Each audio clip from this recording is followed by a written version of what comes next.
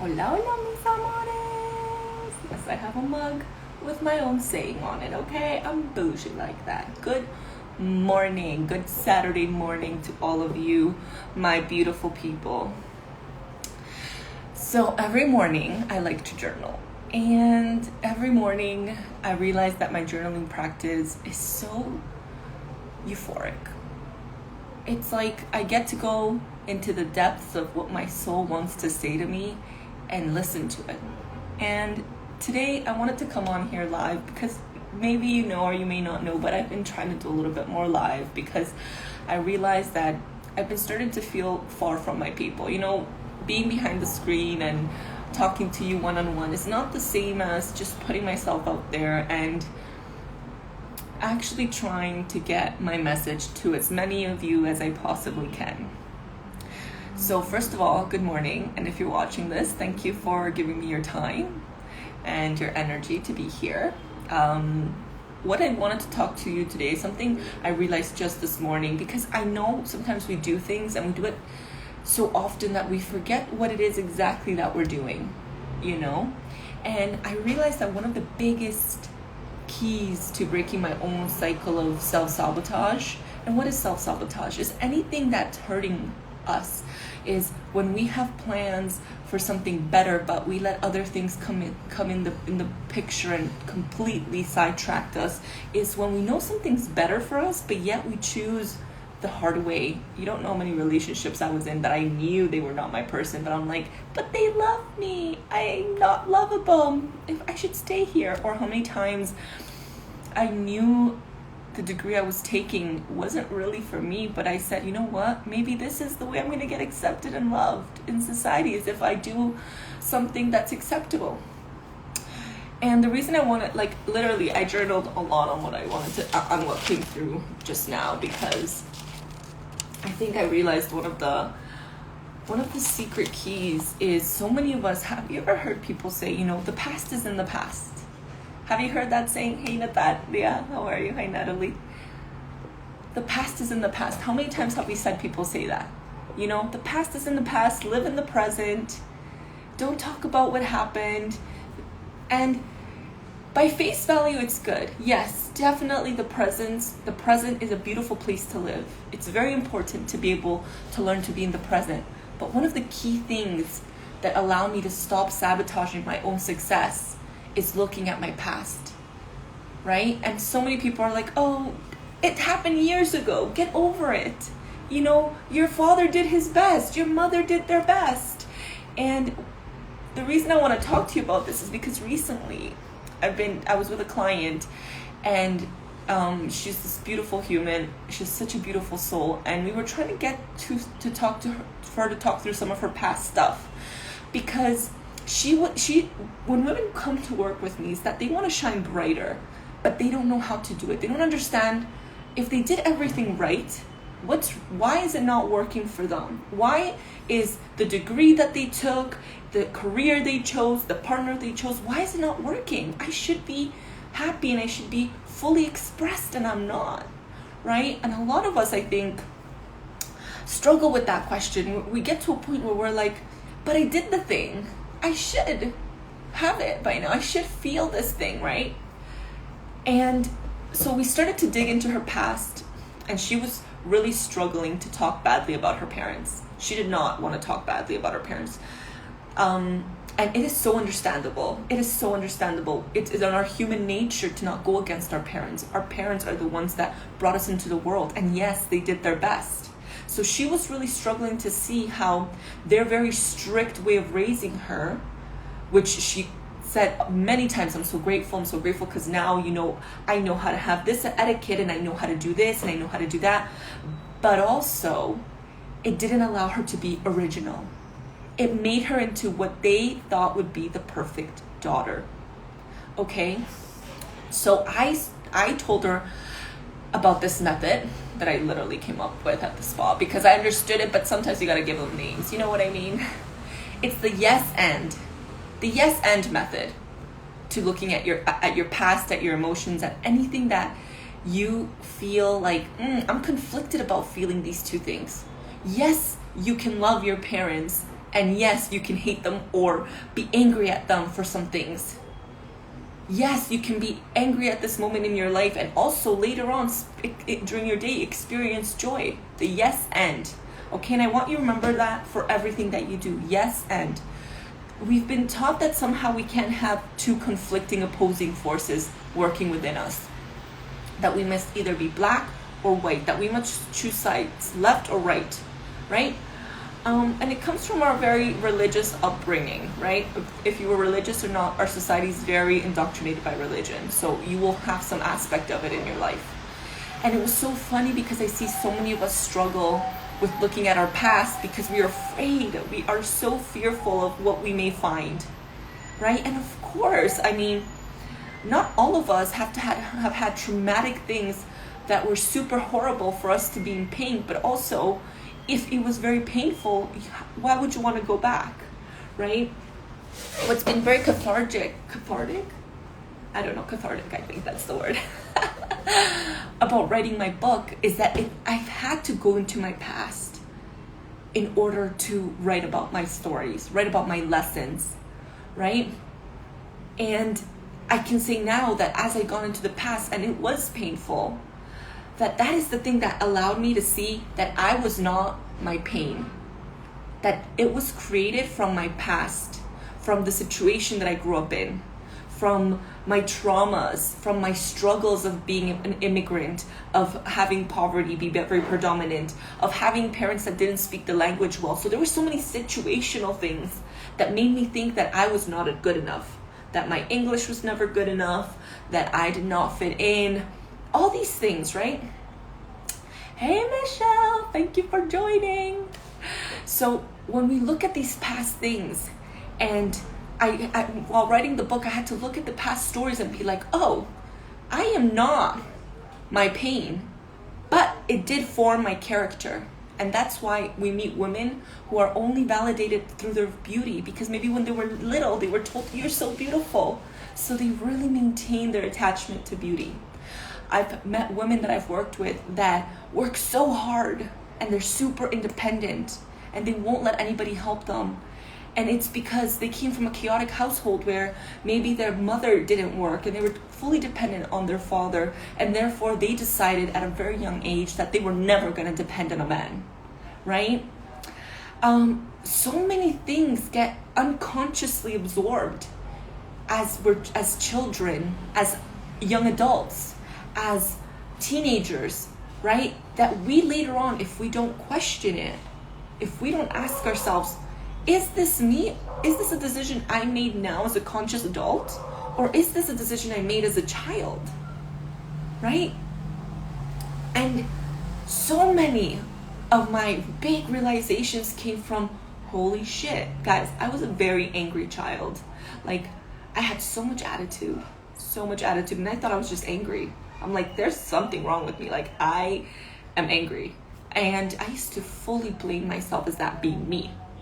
As an adult, and I went into my past, and I started to ask myself, where did this anger came from? Well, you know what? I had a dad that constantly cheated on my mother.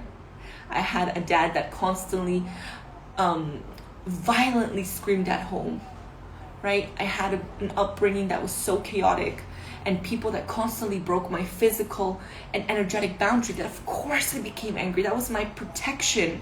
I became angry to protect myself from those things. And yet for a really long time, I think until I was like 27 years old, I thought, I'm such a bad person. I'm an angry human. And I truly believe that in me. Truly.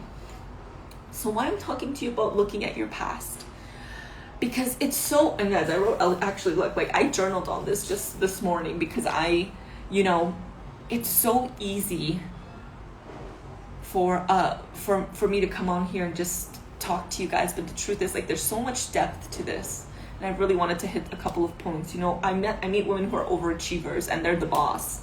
They're boss women, and usually they created this whole identity where they're always perfectly kept, they're always professional, they never let their hair down, they always want to show up a certain way, or they are peace and love, and they never want to show up angry, because anger is not a part of their identity, right? So they've neglected a part of themselves and said, I am not that thing. And therefore, guess what? We will continue to work from a programming from our past because we haven't looked at it. We made decisions a long time ago.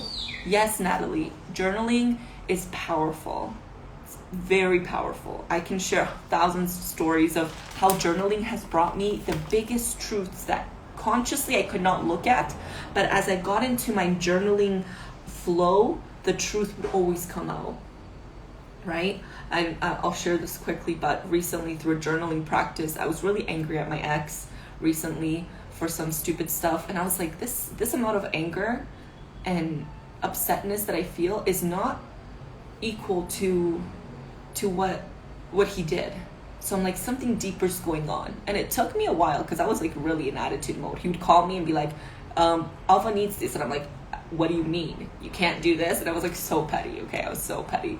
But I'm like, something's going on here. So I literally started journaling my ass off. I'm like, and I wrote a letter to him trying to figure it out. And I never send it, right? This is just me and my journaling practice. I wrote a letter.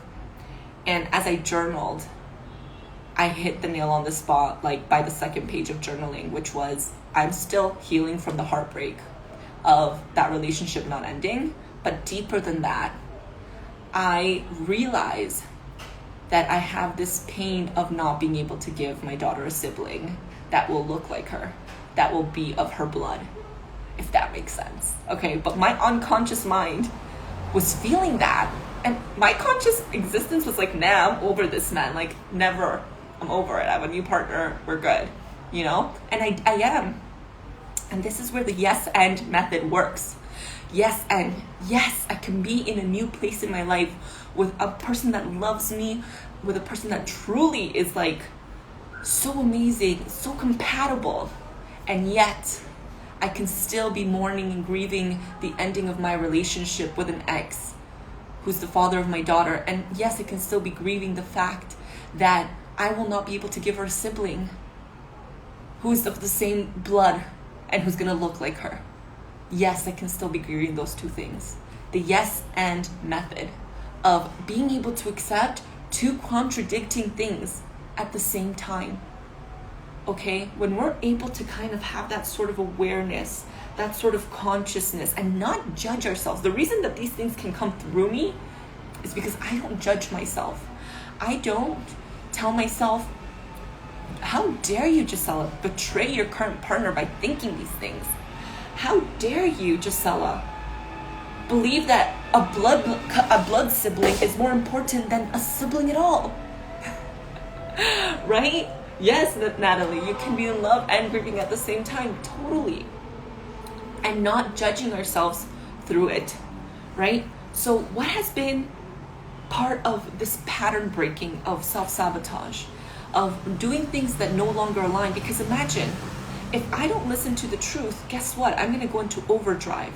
For example, I'll use the example that I just used about my ex and my current partner. I could feel shame around feeling that. So what I will do is I will overcompensate with my current partner. I will start spending a lot of time with them, love bombing them. I love you so much. You mean the world to me, because inside I am guilty. I am feeling so guilty that, oh my God, I just had those thoughts and feelings. How could I, right? And then all of a sudden, I'm putting this pressure on my partner to reciprocate a love that doesn't feel authentic, especially because in our relationship, we know when things are not authentic. We know when you don't want to kiss someone and you're doing it just because that's the role you've been playing, okay? So part of this is learning to understand, first of all, your past. Your past holds the keys to so many of your current struggles, guys. If you could just start inquiring about the decisions you're making. The thing is, you don't even have to start at your past. You can start at your present. Where are you struggling with? I still struggle with the amount of money that I'm making. I'm learning to hold more space for the abundance that's coming through for a woman that saw a lot of poverty in her life. But that is not my story anymore. My story is shifting and changing. But how do I accept the struggle of what I've lived through? Is I had to look at my past and be okay with what was, right?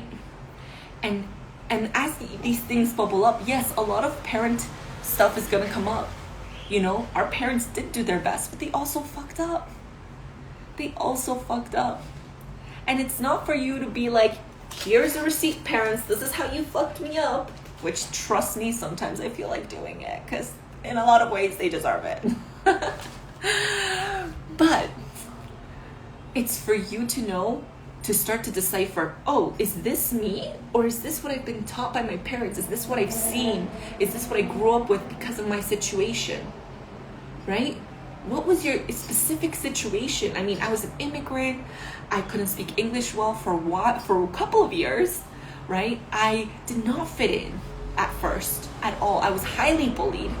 And when you come from being bullied, it has a huge amount of repercussions on your personality. Also, I wasn't the prettiest one of my sisters, okay? I was like the ugly one, okay? And I was the dark-skinned one, which in our culture, if you're dark-skinned, like, you know, the racism's real, okay?